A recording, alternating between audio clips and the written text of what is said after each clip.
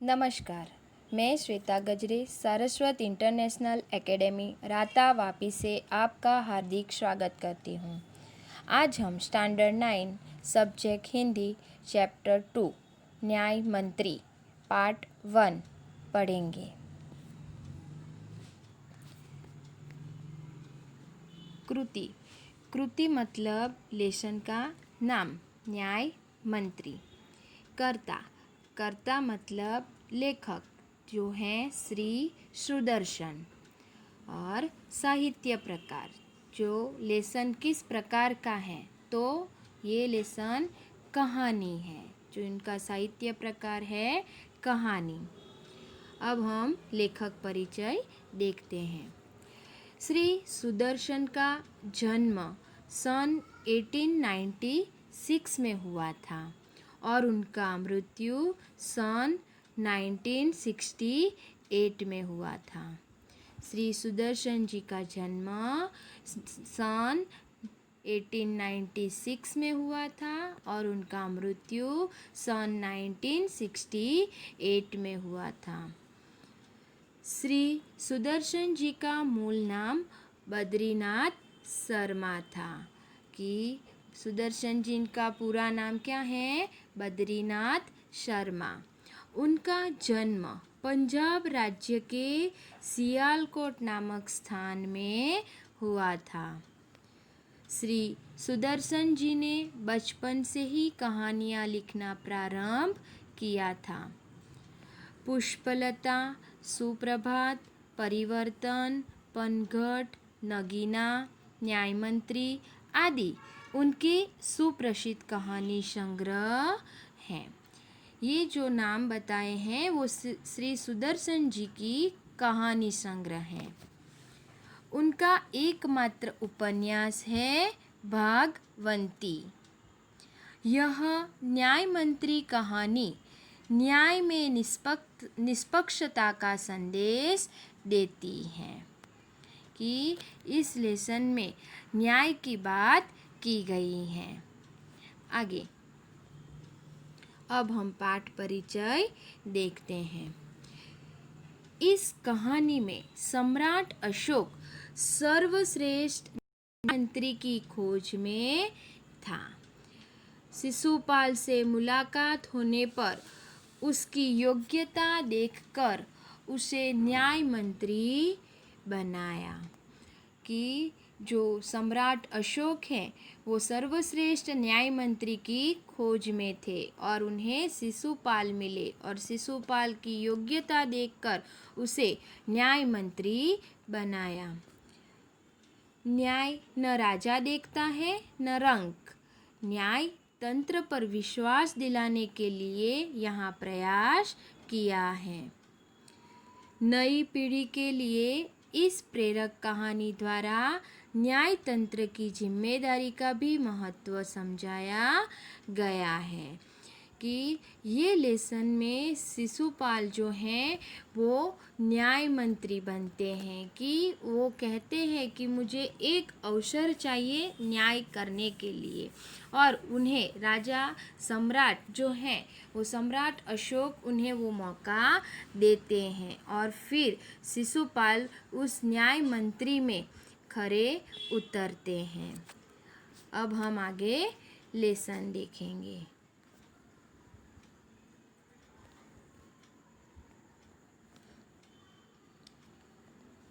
संध्या का समय था। चारों ओर अंधकार फैल चुका था। ऐसे में किसी ने बाहर से घर का दरवाज़ा खटखटाया। कि अचानक से शाम हो गई और शाम होने के बाद चारों ओर अंधकार फैला हुआ था और उतने में किसी ने बाहर से घर का दरवाज़ा खटखटाया। कौन है? ब्राह्मण शिशुपाल ने थोड़ा सा दरवाज़ा खोलते हुए पूछा। कि ब्राह्मण शिशुपाल जो है वो दरवाज़ा खोलने के लिए गए और वहाँ पर जाकर पूछा कि कौन है। एक परदेशी बाहर से आवाज़ आई क्या मुझे रात काटने के लिए स्थान मिल जाएगा? कि वो जो परदेसी हैं, वो परदेसी पूछ रहे हैं कि क्या मुझे रात काटने के लिए जगह मिल सकती है? जैसे ही शिशुपाल ने पूरा दरवाज़ा खोला, उनके सामने एक नवयुवक खड़ा था। उन्होंने मुस्कुराकर कहा, यह मेरा सौभाग्य है। कि शिशुपाल खुश हो गए, मुस्कुरा गए और बोले कि ये तो मेरा सौभाग्य मतलब मेरी खुश नसीबी है कि मेरे घर अतिथि के चरणों से यह घर पवित्र हो जाएगा। मतलब मेरे घर पर अतिथि मतलब मेहमान, कि मेरे घर मेहमान आए हैं और मेहमान के चरणों से मेरा घर पवित्र हो जाएगा। आइए पधारिए, उनका स्वागत कर रहे हैं। अतिथि को लेकर शिशुपाल घर में गए और उनका आदर सत्कार किया। आदर सत्कार करना मतलब सम्मान करना, कि उन्हें प्रेम से उनके घर में लाए गए। फिर दोनों उस समय की देश की अवस्था पर बातें करने लगे कि दोनों जन, शिशुपाल और जो नवयुवक आए हैं, वो दोनों बैठकर देश की उन समय की जो दशा थी, अवस्था मतलब दशा, उसके ऊपर चर्चा करने लगे। शिशुपाल ने कहा, आजकल बड़ा अन्याय हो रहा है। शिशुपाल कह रहे हैं कि आजकल देश में बड़ा अन्याय हो रहा है, परंतु परदेसी इस बात से सहमत नहीं था। वह बोला, दोष निकालना तो सुगम है, परंतु कुछ करके दिखाना कठिन है। कि वो परदेसी क्या कहता है कि हम जो बोल रहे हैं कि दोष निकालना तो सुगम है, सुगम मतलब आसान है, कि हम किसी के अंदर से दोष निकालने बैठे तो आसानी से हम निकाल सकते हैं, परंतु कुछ करके दिखाना बहुत मुश्किल है। शिशुपाल बोले, अवसर मिले तो दिखा दूं कि न्याय किसे कहते हैं। शिशुपाल ने कहा कि शायद मुझे एक मौका दिया जाए। अवसर मतलब मौका, कि मुझे एक मौका मिले तो मैं न्याय किसे कहते हैं वो आपको दिखा दूं। तो आप अवसर चाहते हैं? ये कौन बोल रहा है? वो परदेशी। परदेसी कहते हैं कि आपको अवसर चाहिए। हाँ, शिशुपाल ने कहा, हाँ अवसर चाहता हूँ। तो परदेसी कहते हैं, फिर कोई अन्याय नहीं होगा तो आपको अवसर दिया जाए तो फिर क्या किसी के साथ कोई अन्याय नहीं हो सकता? तो शिशुपाल ने कहा, बिल्कुल नहीं, मैं किसी के साथ कोई अन्याय नहीं होने दूंगा। परदेसी ने कहा, कोई अपराधी दंड से न बचेगा? क्या कहा कि कोई अपराधी जो हैं, जो गुनहगार है, तो उन्हें दंड मिल ही सकता है, कोई दंड बिना रहेगा तो नहीं ना। तो शिशुपाल ने कहा, नहीं, कोई बचेगा नहीं, सबको दंड दिया जाएगा। जो अपराधी है उन्हें अवश्य दंड मिलेगा। आगे, परदेसी ने मुस्कुराकर कहा, यह बहुत कठिन काम है। परदेसी ने क्या कहा कि ये बहुत कठिन, बहुत मुश्किल काम है। ब्राह्मण के लिए कुछ भी कठिन नहीं है। शिशुपाल कहते हैं कि ब्राह्मण के लिए कुछ कठिन नहीं है, कुछ मुश्किल नहीं है।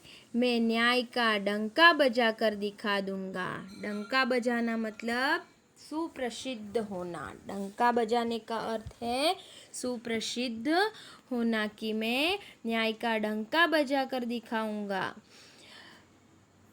परदेसी धीरे से मुस्कुराए पर कुछ न बोले। परदेसी क्या किए? मुस्कुराकर बैठे रहे लेकिन कुछ बोले नहीं। फिर कुछ देर बाद वे सो गए। सुबह उठकर परदेसी ने शिशुपाल को धन्यवाद देकर उनसे विदा ली। कि सुबह होते ही वो परदेसी शिशुपाल के घर से विदा होकर चले गए। कुछ दिनों बाद शिशुपाल के घर कुछ सिपाही आए और उन्हें दरबार में चलने के लिए कहा। कि वो घटना के बाद थोड़े दिन बीत चुके हैं और फिर एक दिन शिशुपाल के घर पर थोड़े सिपाही आए हैं और उन सिपाहियों ने शिशुपाल को दरबार में चलने के लिए कहा। शिशुपाल सहम गए। शिशुपाल एकदम से सहम गए। सहम जाना मतलब भयभीत हो जाना, डर जाना। कि शिशुपाल एकदम से डर गए। वे समझ नहीं सके कि सम्राट ने उन्हें क्यों बुलाया है। कहीं उस परदेसी ने तो सम्राट से झूठी सच्ची शिकायत नहीं कर दी। कि शिशुपाल को क्या लगा कि शायद वो जो परदेसी उनके घर आए थे तो उन्होंने ही शायद वो राजा को मेरे बारे में कोई शिकायत कर दी होगी। दरबार में पहुंचकर शिशुपाल का कलेजा धड़कने लगा जब उन्होंने देखा कि परदेसी ही सम्राट अशोक हैं। कि शिशुपाल जब दरबार में पहुँचे तब उन्हें पता चला कि वो परदेसी ही सम्राट अशोक थे। सम्राट बोले, ब्राह्मण देवता, मैं आपको न्याय का अवसर देना चाहता हूँ। सम्राट ने क्या कहा शिशुपाल से कि मैं आपको न्याय का एक मौका देना चाहता हूँ, आप तैयार हैं? पहले तो शिशुपाल घबराए, फिर बोले, यदि सम्राट की यही इच्छा है तो मैं तैयार हूँ। पहले तो शिशुपाल डर गए पर फिर बोले कि यदि राजा की ही यही इच्छा है तो मैं इस न्याय करने के लिए तैयार हूँ। ये न्याय का अवसर मैं स्वीकार करने के लिए तैयार हूँ।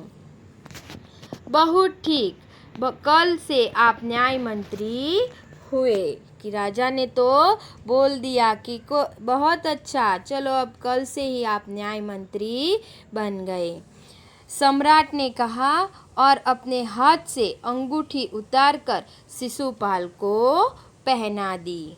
यह सम्राट अशोक की राजमुद्रा थी। कि सम्राट अशोक ने जो हाथ में अंगूठी पहनकर रखी थी वो सम्राट अशोक की राजमुद्रा थी, मतलब शासन की निशानी थी। वो शासन की निशानी उन्होंने शिशुपाल को पहना दी। अब शिशुपाल न्याय मंत्री थे। उन्होंने राज्य की समुचित व्यवस्था करना आरंभ कर दिया। समुचित व्यवस्था मतलब अच्छी तरह से, कि पूरे राज्य में अच्छी तरह से व्यवस्था करने की शुरुआत कर दी। उनके सुप्रबंध से राज्य में पूरी तरह शांति रहने लगी। कि उनकी सुप्रबंध मतलब अच्छी व्यवस्था के कारण पूरे राज्य में शांति फैल गई। किसी को किसी प्रकार का भय नहीं था। लोग दरवाजे तक खुले छोड़ जाते थे। कि अब लोग जो हैं वो शिशुपाल के न्याय मंत्री बनने से वो एकदम से भय मुक्त हो गए। कि किसी को कोई भी प्रकार का भय नहीं था। अब लोग क्या करने लगे तो दरवाजे भी खुले छोड़कर जाने लगे। चारों तरफ न्याय मंत्री के सुप्रबंध और न्याय की धूम मच गई। कि अब देखा जाए तो चारों ओर सिर्फ शिशुपाल के न्याय की ही बातें हो रही थी। कि उनके अच्छी व्यवस्था और न्याय की ही धूम मच गई थी। धूम मच जाना मतलब प्रसिद्ध हो जाना। ये एक मुहावरा है कि धूम मच जाना मतलब प्रसिद्ध हो जाना। तो बच्चों आज हम इतना ही लेसन देखते हैं। अब नेक्स्ट वीडियो में हम इसके आगे का लेसन देखेंगे। आगे ये जो प्रश्न है वो आपको अपनी नोटबुक में लिखने हैं कि शिशुपाल ने अपने घर का दरवाज़ा क्यों खोल दिया। तो बच्चों उसका जवाब आएगा कि उनके घर कौन आया था। एक शाम के अंधेरे में अतिथि आश्रय लेने के लिए आए थे और उसे देखकर शिशुपाल ने उनके घर का दरवाज़ा खोल दिया। सेकेंड प्रश्न, शिशुपाल किस अवसर की तलाश में था। तो बच्चों इसका जवाब क्या आएगा कि शिशुपाल सच्चा न्याय कैसे होता है यह दिखाने के अवसर की तलाश में था। आगे तीसरा प्रश्न, न्याय के विषय में शिशुपाल के क्या विचार थे। तो बच्चों इसका आंसर क्या आएगा, न्याय के विषय में शिशुपाल के क्या विचार थे।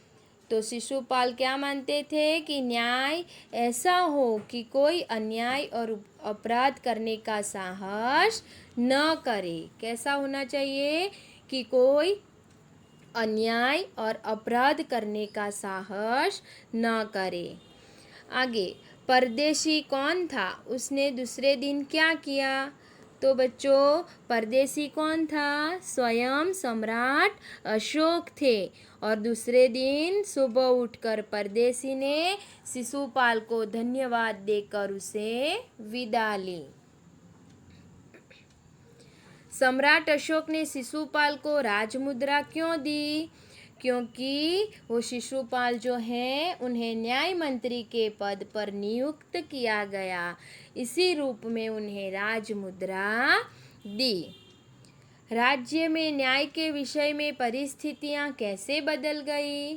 तो बच्चों उसका आंसर क्या आएगा कि शिशुपाल के न्याय मंत्री बनते ही राज्य में पूरी तरह शांति रहने लगी, किसी को किसी प्रकार का भय न रहा। तो बच्चों ये सारे प्रश्न आपको लिखने हैं और ये जो है विस्तार पूर्वक उत्तर दीजिए। उसका पहला प्रश्न है, सम्राट अशोक ने न्याय मंत्री का पद देते हुए शिशुपाल को क्या दिया। तो सम्राट अशोक ने न्याय मंत्री का पद देते हुए शिशुपाल को क्या दिया, दरबार में बुलाया, फिर शिशुपाल को न्याय करने का अवसर दिया और फिर क्या उनको न्याय मंत्री बनाकर उन्हें अपने हाथ में जो राज्य की निशानी थी, शासन की निशानी थी, वो राजमुद्रा उन्हें पहनाई। तो ये आंसर भी आपको अपने नोटबुक में लिखना है। जब हम मिलेंगे तब मैं आपकी ये नोटबुक देखूंगी और आगे हम दूसरा उसका इस लेसन का दूसरा पार्ट देखेंगे। धन्यवाद।